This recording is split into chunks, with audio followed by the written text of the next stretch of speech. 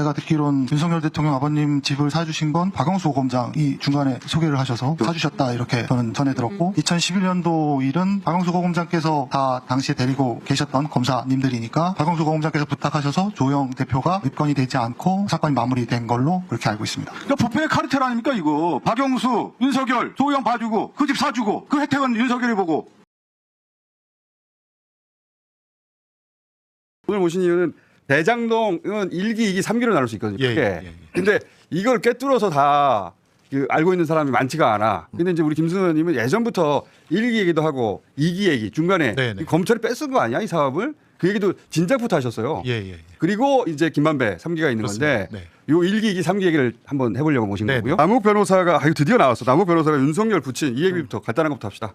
윤석열 부친 집을 김만배 씨 누나가 샀는데 그 우연이라고 그랬는데 그때부터 진짜 말도 안 된다고. 우연일 가능성은 대한민국 부동산이 몇 개인데 지금 말이 안 되죠. 네, 단독주택이었습니다. 단독주택을 팔리지도 않는. 그 현금 주고 샀고 다 현금으로 샀고. 누나가 알고 봤더니 집이 필요하지도 않아. 예, 그렇습니다. 말도 안 되는 거였잖아요. 근데 드디어 이제 연결고리가 박영수, 발견된 거죠. 변호사가 박영수 변호사가 그 윤석열 선배 아닙니까? 직속. 선배이기도 하고 정도가 아니고 멘토죠. 부사수 멘토 정도로 봐도 되고 끌어주는 사람. 그 사람이 했는데 어떻게 모른다 그래? 우연이라 그래. 대선 때 모른다고 했던 것도 거짓말이라. 다 거짓말이지. 거짓말. 누가 했을지는 몰랐는데. 그렇죠. 박영수 검사장이 거기에 이제 연결고리가 됐고 또 화천대유 만들 때 초기 투자금 설립자금을 좀 박영수 쪽에서 됐다라는 지분이 있다. 지분이 있다. 대장동에 지분이 있다. 그것도 50억 얘기도 보도도 나왔고. 있었고요. 근데 50억 얘기가 이제 대장동 중기하고 연결된 거거든요. 그렇습니다. 초기에 이강길 씨가 지금 초기 얘기 많이 나왔어요. 청문회 때 이강길 씨가 이제 부산저축은행부터 대출을 받았는데 불법 대출을 받았는데 그 수사를 박영수 변호사가 껴가지고 다 무마해주고 커피 한 잔 하고 가버렸다.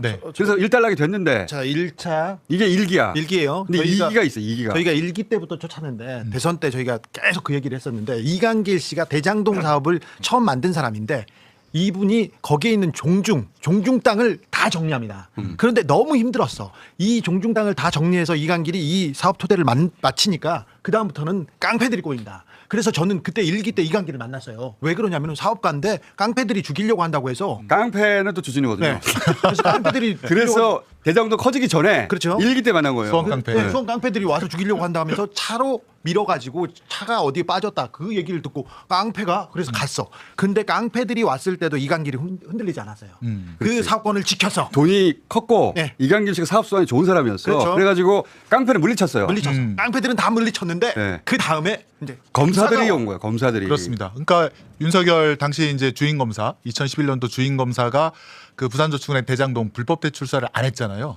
그러니까 이강길 씨의 사업권이 거기 묻어 있는 거예요. 그렇죠. 그 엄청난 이권이 아직도 살아 있었어요. 살아 있었어요. 그때 이제 윤석열이가 제대로 수사했으면 대장동은 거기서 딱 끝났고 그 묻어져 있던 돈들은 부산저축은행 피해자에게 돌아갔고 그렇죠. 국가에 추가 그 저축은행 지원금 5천억이 더 나오지 않았어요. 부산저축은행부터 불법 대출 받았던 돈이 고스란히 살아 있었던 거예요. 그러니까 이강길 씨, 남욱 씨는 그걸 애지중지하고 있었죠. 그렇죠. 근데 그게 어느 때인가 갑자기 이강길, 남욱 씨가 뺏깁니다. 구속되면서 걷어져 버립니다. 그렇죠. 근데 그 과정이 대단히 의문스럽다고 하신 거잖아요. 네네. 그래서 이제 저희가 그거를 봤었는데 그게 이제 2014년도에 원래 경기경찰청에서 그 정보가 들어올 거 아닙니까? 왜 이 대장동 건이 이게 좀 로비가 있다라고 해서 경기경찰청에서 두지는데 그게 이제 성남시 의회 의원들 그 최용길이라고 하는 의회 의장 그 국힘당 출신 성남시 의회가 연루된 신영숙 당시 이제 국민의힘 국회의원 그 사람이 LH 그 사업을 꺾으려고 했던 사람이죠. 그 동생인가 그 수행기사한테 뭐 몇 억이 갔다는 첩보가 있고 그래서 그걸 갖다가 경기경찰청에서 사실은 그 수사를 먼저 합니다. 그러니까 민간이 이 사업을 가져가려고 한다. 그런 수사를 먼저 했는데 그래서 그 로비가 있다 수사를 하는데 사실 제가 듣기로는 경기경찰청에서 왜 이강길 조우영과 관련된 이 부산저축은행 대장동 건이 왜 옛날에 수사가 안 됐을까 그런 것도 사실 팔려고 했대요. 왜냐하면 그때 예금보험공사에서 저축은행 파산 당시에 전수조사를 하거든요. 그래서 2011년도 4월 달에 이 대장동 대출권은 이거 불법 대출이다라고 아예 공문으로 보냅니다. 윤석열 그 주인검사 그 수사팀한테. 수사하라고. 근데 다른 거는 다 수사했는데 이것만은 수사를 부산저축은행만 봐줬거든요. 그걸 경기경찰청이 알고 수사를 하는데 그 성남지청이랑 수사를 했는데 갑자기 갖고 와 하면서 검찰이 그걸 가져가 버립니다. 경찰이 수사하고 있는 걸 가져갔죠. 그때. 가져가요. 그때부터 이상한 일이 벌어졌어요. 그때부터. 그러더니 그 대장동 부실 수사에 대한 그 수사라든가 또 사실은 이제 이 대장동 건은 그 한나라당, 국민의힘이라든가 이상득이라든가 이쪽에서 사실은 그 작업을 친 거다라는 네. 그런 정보가 많았는데 그것도 수사가 안 되고 오로지 이강길과 남욱 씨와 조우영 씨만 싹 걷어갑니다. 구속시켜서. 그러니까 그것만 하더라도 일기 수사가 엉터리였다는 게 드러나죠. 그렇죠. 조우영 그렇습니다. 봐줬는데 그때 조우영 구속됐거든. 네. 네, 다 나와가지고. 근데 그게 2015년도 일기 수원지검에서 사업 멤버들을 싹 잡아가요 그래가지고. 네네. 예.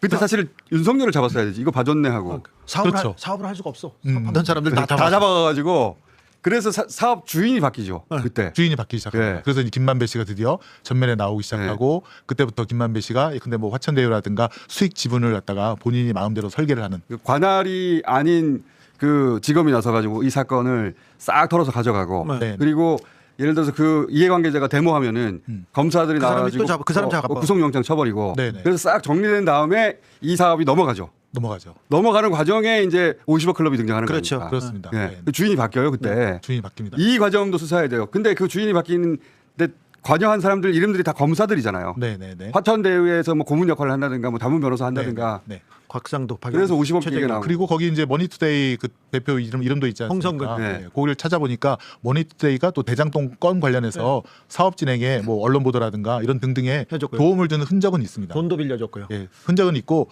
사실은 이제 김만배 씨가 수원 사람 아닙니까? 얘기를 들어보니까 이 고등학교 선배잖아요. 초등학교 선배기도 합니다.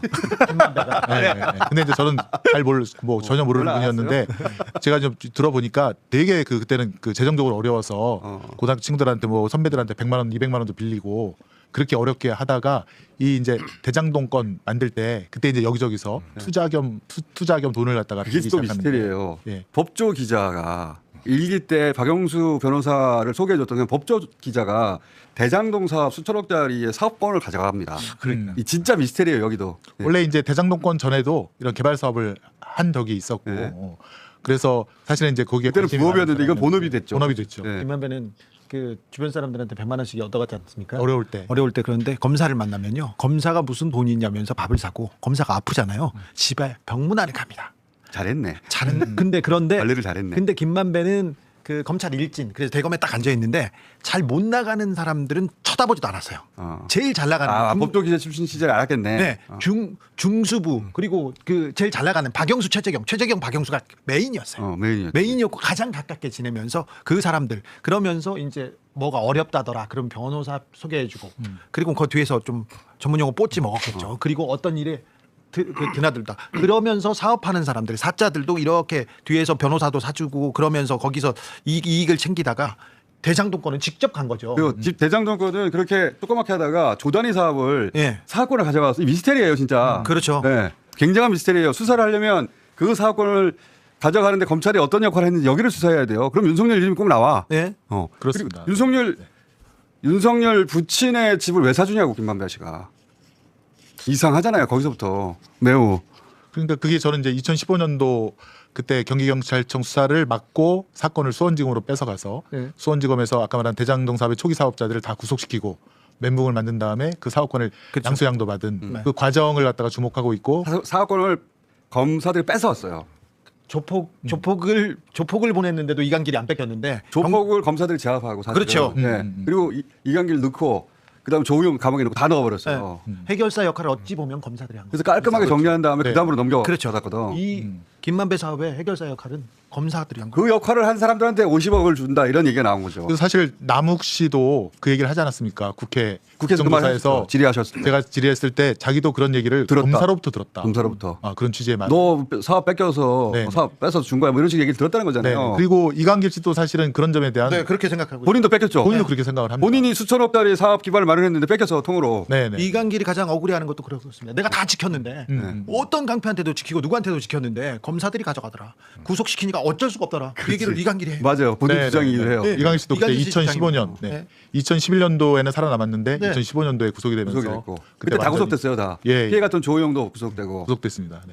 다 구속되고 사업 주체가 바뀌었다는 거예요. 그게. 김만배로. 김만배로. 그 검찰 출입 기자로. 네. 근데 이제 한 번에 바뀐 건 아니고 단계별로 바뀌었어요. 당시 윤석열 2011년도에 윤석열 주인검사 수사팀이 조우영 씨한테 요 대장동 건에 대한 리베이트 10억 3천만 원뿐만 아니라 다른 사업지구에 받은 것도 있지 않느냐. 그걸 다 알고 있었다는 거잖아요. 그러니까. 그래서 1차 수사 때 그런 얘기를 하니까 조우영이가 멘붕이 와갖고 와 이거 다 알고 있네. 나 죽었다라고 생각하고 멘붕이 와서 이거 어떻게 할까 하다가 두 번째 조사받으러 가기 전에 박영수를 변호사로 선임하고 김만배로부터 소개받아가지고. 예, 김한배로부터 소개받아서 네. 그렇게 해서 연결되기 시작한 네, 거죠. 네. 그 소개해줬던 사람이 나중에 자기 사업을 만든 거였거든요. 그렇습니다. 예. 그래서 이제 그때부터 갑자기 수사가 부드러워지더라. 그때 이제 커피를 타줬던 거는 박길배 검사라고 이제 밝혀진 것 같은데 부드러워지고 그 다음에는 아예 부르지도 않더라. 근데 이제 윤석열은 그런 조우영을 출국 금지까지 시켜놓은 거 아닙니까? 근데 다 풀어준 거 아니에요. 네. 네, 그거는 네. 박영수가 돈 받고 그 후배들한테 얘기했겠지. 네, 그렇지 않고서 설명이 안 되죠. 그렇습니다. 네. 네, 네. 그리고 나서 주인이 바뀌고 네. 주인이 바뀌는 과정 끝에 김만배 씨가 등장하고 예. 그때 저는 그냥 이 부산저축은행의 피해자분들 그때 생을 달리한 분들도 꽤 많이 계시거든요. 거기에 이제 분노를 해서 이거를 어떻게든 찾아 다시 드려야겠다. 수원에서 판사를 하셨으니까 또. 네, 그 생각으로 했고 또 수원에서 판사하고 경기경찰청에도 이제 선후배들이 있으니까 그런 얘기를 계속 묻고 파고 막 그랬었죠.